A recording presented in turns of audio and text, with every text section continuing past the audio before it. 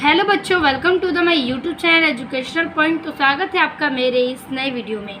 आज मैं लेके आई हूँ आप लोगों के लिए बहुत ही इम्पॉर्टेंट चैप्टर, जो कि पोइट्री का फर्स्ट चैप्टर है, माय मदर एट 66, जिसको लिखा है, जिसके राइटर हैं कमला दास। ठीक है, तो ये इसकी राइटर है और चैप्टर का नाम है माय मदर एट 66, यानी कि मेरी माँ 60 साल की।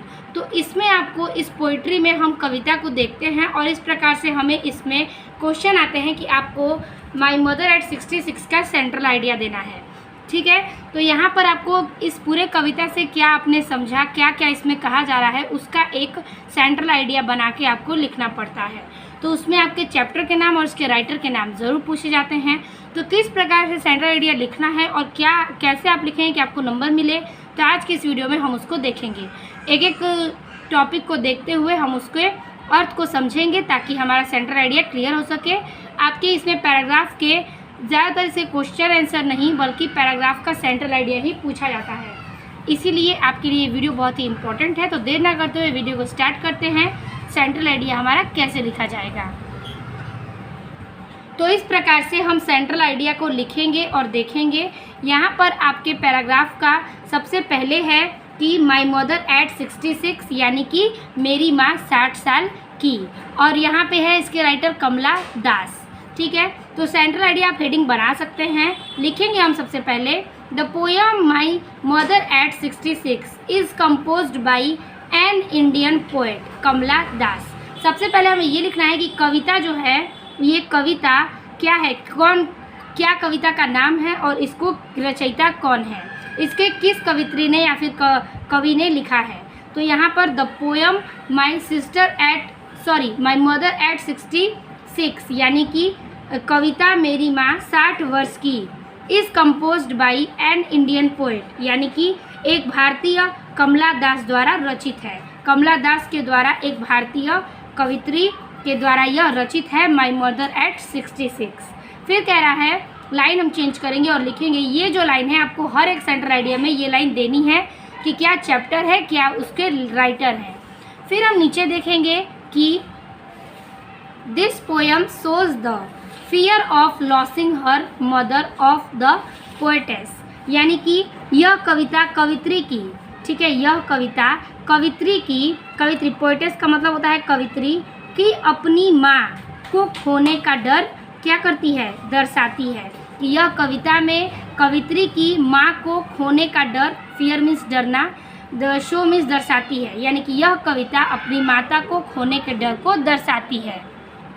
Her mother is in the last phase of her life, ठीक है, हर मदर यानी कि उसकी माँ अपने लास्ट फेज यानी कि अपने अंतिम चरण में, ठीक है, ऑफ हर लाइफ, अपने जीवन के अंतिम चरण में है, उसकी माँ अपने जीवन के अंतिम चरण में है। So the poetess feels that she will pass away soon, ठीक है, इसलिए कवित्री को लगता है कि वह जल्द ही गुजर जाएगी, इसलिए कवित्री को यह लगता है कि वह जल्द ही गुजर जाएगी। फिर आगे कह रहा है कि poetess get scared of this thought, ठीक है, कवित्री इस विचार से डर जाती है। ठीक है, कवित्री इस विचार को, स्कार्ड मतलब डरना होता है और थॉट मीन्स सोचना, तो कवित्री इस विचार को सोचकर डर जाती है।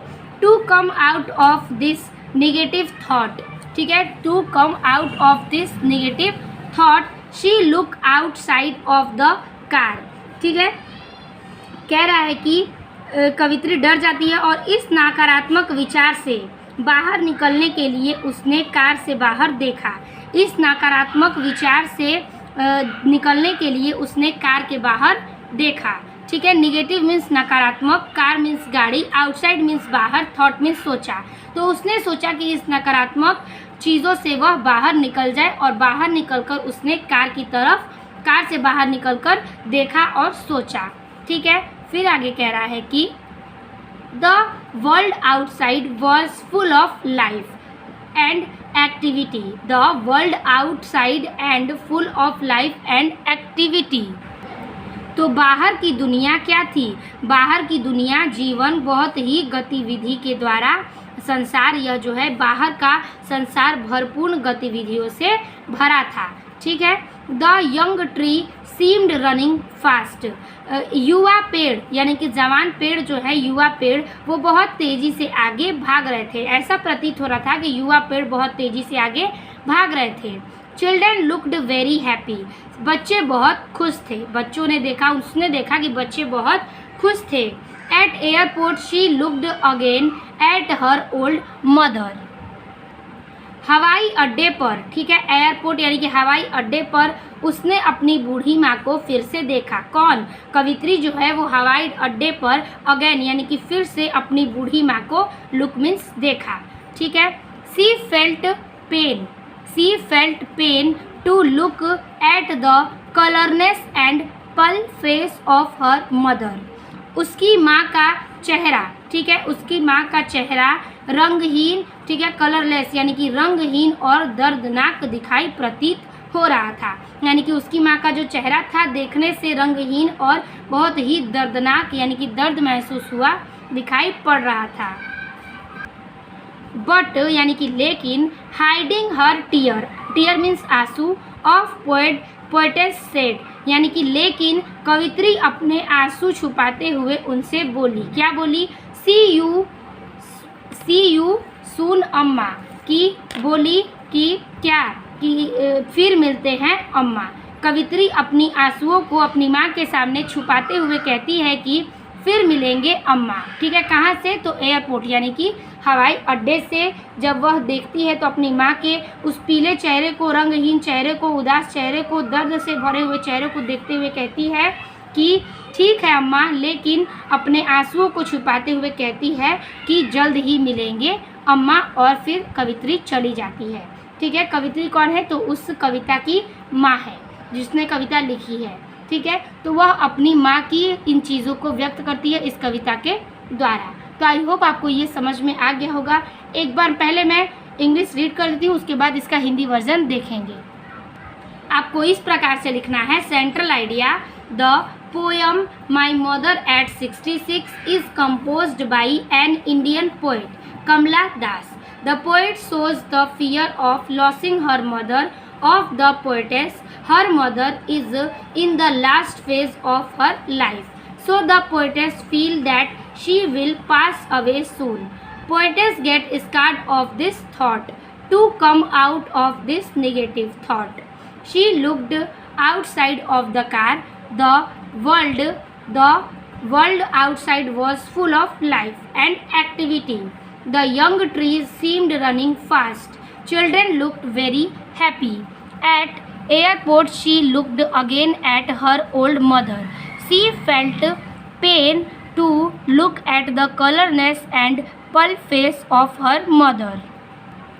But hiding her tear, the poetess said, "See you soon, अम्मा." ये हो गया आपका सेंट्रल आइडिया, जो बहुत ही इजी और छोटे टॉपिक्स में मैंने क्लियर किया। अब हम देखेंगे इसका हिंदी वर्जन यानी कि इसका अर्थ। तो इसके अर्थ में हम लिखेंगे कि कविता मेरी माँ 60 वर्ष की एक भारतीय कवि कमला दास द्वारा रचित है। ठीक है। यह कविता कवित्री की अपनी माँ को खोने का डर को सताती है। यानी कि यह कविता अब कवित्री के माँ को खोने का डर सता रही है। फिर कह रहा है कि उसकी माँ अपने अंतिम चरण में है। किसकी माँ? कवित्री की माँ। इसलिए कवित्री को लगता है कि वह जल्द ही गुजर जाएगी। कवित्री इस विचार से डर जाती है। इस नकारात्मक विचार से बाहर निकलने के लिए उसने कार से बाहर देखा। बाहर की दुनिया जीवन और गतिविधि से भरी हुई थी। युवा पेड़ तेजी से दौड़ते हुए लग रहे थे। बच्चे बहुत खुश लग रहे थे। ठीक है। हवाई अड्डे पर उसने अपनी बूढ़ी माँ को फिर से देखा। अपनी माँ के रंगहीन और पीले चेहरे को देखकर उसे दर्द हुआ, लेकिन अपने आंसू छुपाते हुए कवित्री ने कहा, जल्द ही मिलेंगे अम्मा। तो जैसा कि मैंने आपको इंग्लिश में बताया था, सेम उसका ही ये अर्थ है, ताकि आपको ये समझने में बहुत ही आसानी हो सके, इसलिए मैंने हिंदी वर्जन को भी लिखा है। तो आई होप आपको वीडियो अच्छी लगी होगी और पसंद आए होंगे।